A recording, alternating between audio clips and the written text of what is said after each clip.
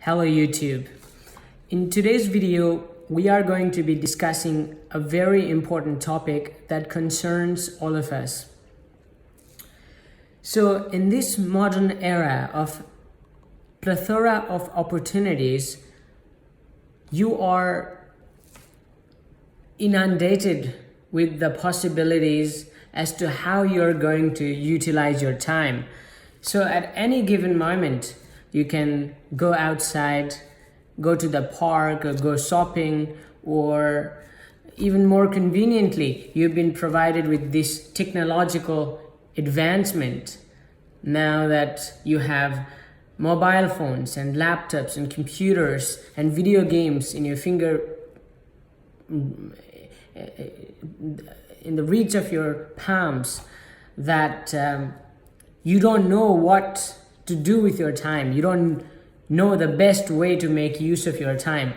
And so you're puzzled as to how to be productive, or how to make the best use of your time, or how to live a meaningful life fundamentally. Because at the end of the day, all of us are battling out this tragic existence, and all of us are questioning ourselves and each other as to the fundamental meaning of existence and how to make this unbearable tragic circumstance a little more bearable, a little more livable. And not only that, how you can make it so that your life is maximally meaningful and even transcendental and inspirational and motivating in the face of reality. But in today's video, we are going to be concentrating on the importance and the fundamental significance of reading great books. Because, well, clearly we cannot talk about all the things that are essential for human prosperity and for a human being to live a meaningful existence. Today we are going to be focusing on this one fundamental aspect that is very vital and critical for human well-being. So just ask yourself, why read a book? And I already mentioned there are a plethora of other things that you could be doing with your time. Why constrain yourself into this seemingly boring to most people and intellectually tasking and very expensive endeavor? Why? And there are several reasons as to why you'd want to consider making reading a habit, a lifelong habit that you engage in on a regular basis. The first one is perspective, vision, enlightenment, novelty. You see, reading is something that is not only an informative exercise, but it is a cognitively tasking activity. So what it does is it forces you to see things from another perspective and another point of view. So it doesn't really matter what you read, be it a novel, a non-fiction, a classic, or a new book that has just been written of late but has tremendous value to it. Well, all of these contents have that charge in it that will provide you with this perspective. So for instance, if you read a novel, it's like you're seeing things from the author's perspective. You're stepping into the character's shoe and then exploring the world as it unfolds in front of you. And well, you know, one of the things that we very mistaken in our understanding of reading is it's not about the other person per se, although it is. It's not about the character, the particular character that is playing the role in that book. It's about you. The book is about you. It's your story. Every book is like that. And you may ask, how is it my story? I'm not being played there. It's not my name.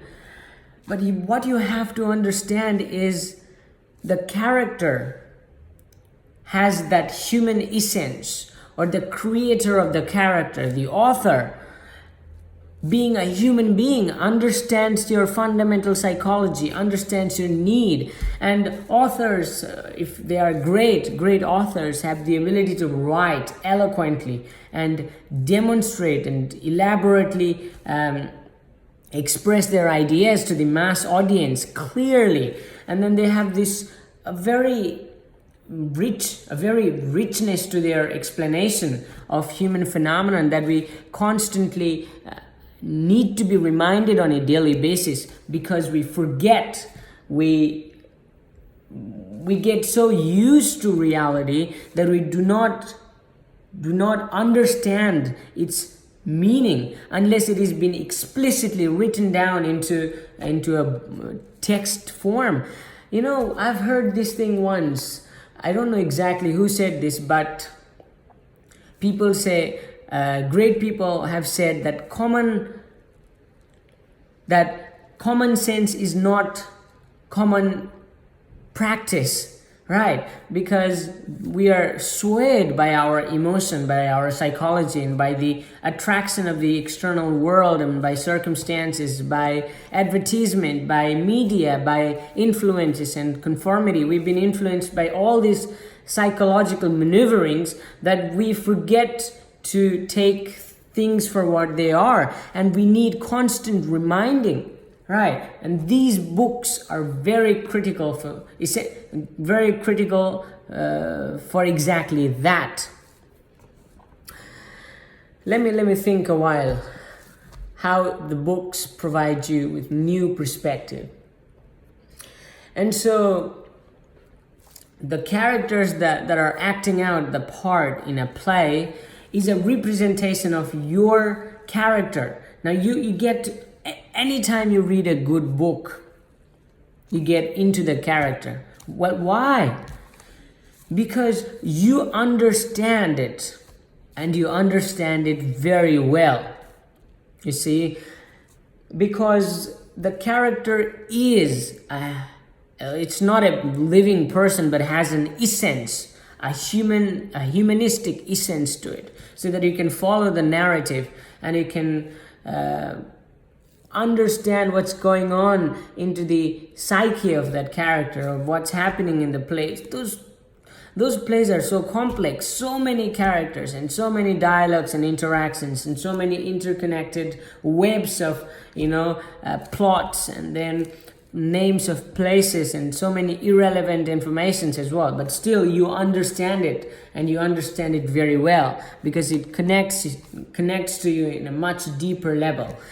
So clearly, literature provides you with a new perspective to see the world. And so, why do you need a new perspective? Because the world is not manifesting itself in the manner that you would like it to. Because your desires and dreams and your wants are not being fulfilled. If you knew the answer to all the questions, if you knew how to act, how to behave, how to think, and how to interact with the external world, then you wouldn't be so miserable and so wretched, right? And you wouldn't be facing, and you wouldn't be running into so many pitfalls and problems constantly. So the fact that you are not the full being that you could be, the fact that your life is not put together, the fact that you are still flawed and still could improve a lot more, is a testament that you need a new perspective, that you need to be enlightened. And it's a fundamental need. It's not something like it's good to have, or it would be better if I had that in that sense. No, it's not that. The thing is, you must have it, because if you do not, then not only do you destroy your life significantly, but you'll also affect the life of people around you.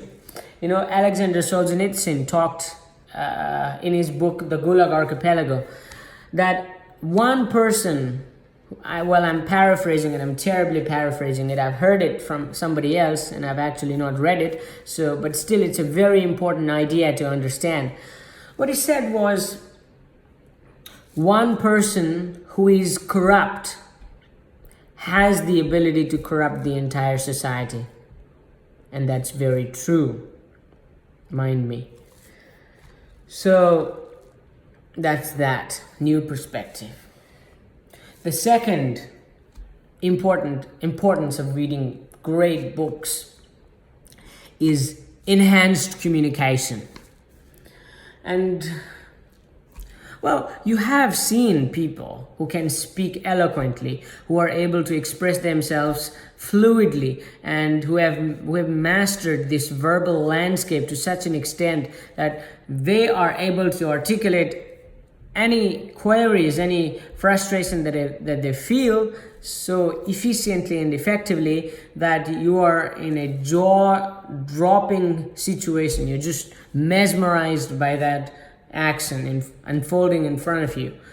So why wouldn't you want that for your life? Why wouldn't you want to be much more effective in your daily communication? Why wouldn't you want to be able to communicate yourself properly? You see, these are very, very important questions that you need to ask. For instance, okay, you've been invited to a job interview. What happens? You're there in front of your boss or prospective boss, and he asks you certain questions.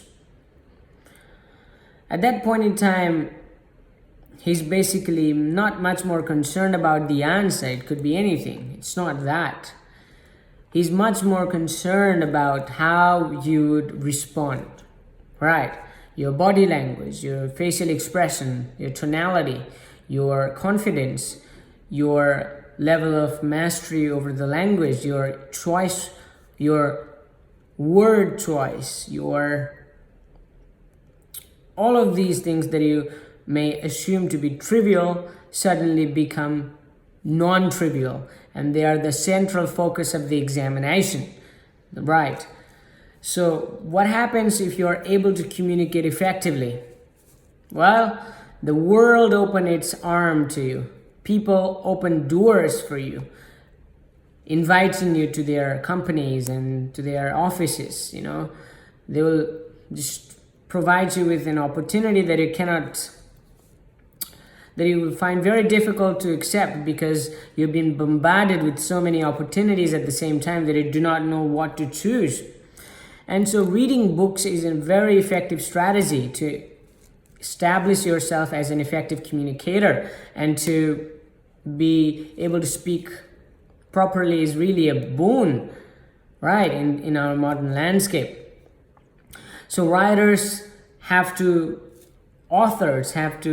edit their work multiple times, and they have to make sure that they use correct words, that they have to make sure that the sentence is correct grammatically and it's rich in every sense of the word, and after they have chosen right words, they have to make sure the sentence is right, and after that they have to make sure a phrase is right, after that they have to make sure a paragraph is right, and then subsequently they have to make sure the whole essay is right, and the chapter the chapters that form the whole book flows in a logical manner, is connected to one another in a very conceivably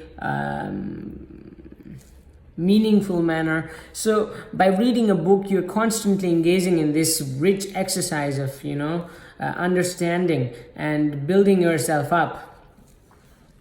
So that's that.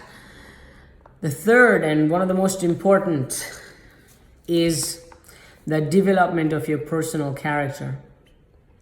You see, when you read a book, you read the work of somebody who has literally spent months, sometimes years, and sometimes decades thinking through that particular subject for really long period of time. And so when you encounter those ideas, those are pristine ideas, those ideas are filled with humor and richness, and they're filled with such immense force that you have to understand them, and you have to inculcate that into your permanent personality in order to develop it, and in order to transcend it into a higher being. That's what books constantly provide you with.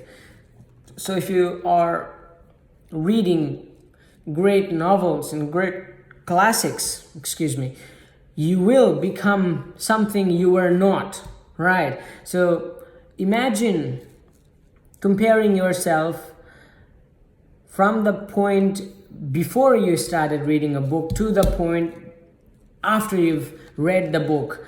And trust me, you will not be the same person anymore. Well, you may not see the difference right away, tomorrow or the next day, but what will happen, it's a cumulative effect. You'll not be transformed in a day, although you might be if you read very influential books. But more often what will happen is you will